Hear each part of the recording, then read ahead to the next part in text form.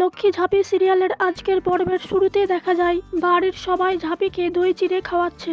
দই চিড়ে খাওয়ানো হয়ে গেলে সবাই জল সইতে যায়। এদিকে দেখা যায় কাসাই বারান্দায় দাঁড়িয়ে ফোনে নীলুর সঙ্গে কথা বলে। সে কান্না করতে করতে নীলুকে বলে, জানো তো নীলু, ওর মতো আমারও যদি হয়। ঝাঁপির বিয়েতে এমন ভয় ধরেছে আমার, এখন দু চোখের পাতায় এক করলেই আমি খালি দেখছি ওই মুদির দোকানদার গোবর্ধন গোলদারের সঙ্গে আমার বিয়ে হয়ে গেছে। এই বলে সে কান্না করতে থাকে। তখন নীলু বলে, আচ্ছা ঠিক আছে, আমি আসছি তোমার কাছে। কাসাই বলে, কিন্তু সদর দরজা তো বন্ধ।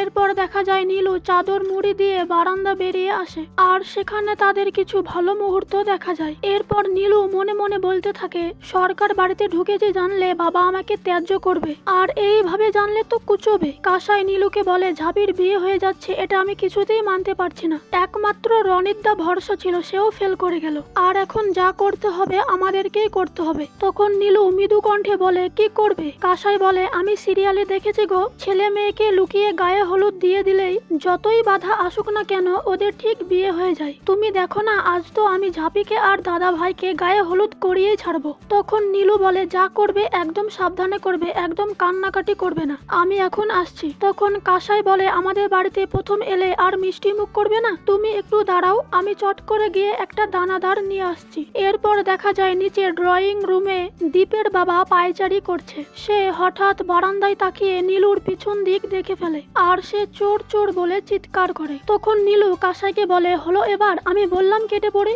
না, দানাদার খাওয়াবে, দানাদার। এরপর দেখা যায় তার চিৎকার শুনে বাড়ির সবাই উঠে আসে। দীপ ও অজয় নীলুকে ঘিরে ধরে, কিন্তু সে সেখান থেকে বেরিয়ে আসে।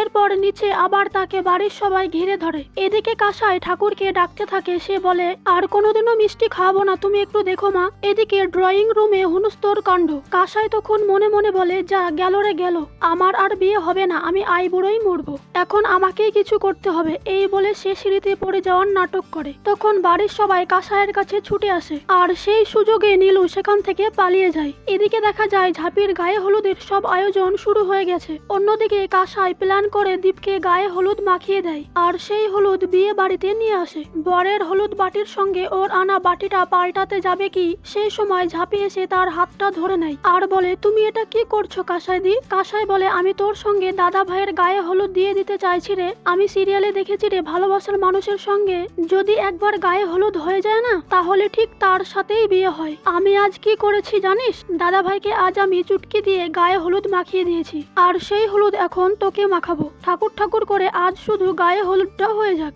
তারপর দেখবি মা ছাড়া লক্ষ্মী তোদের বিয়েটা ঠিক দিয়ে দেবে। কিন্তু ঝাঁপি এইভাবে গায়ে হলুদ করতে বারণ করে। দীপের গায়ে হলুদের বাটিটা ফেলে দিতে বলে। সে বলে, দীপদা ইনকাকে ভালোবাসে, আর আমি যদি এইভাবে গায়ে হলুদ করি তাহলে আমি নিজের কাছে ছোট হয়ে যাব। জোর করে আমি কারোর জীবনে ঢুকতে চাই না।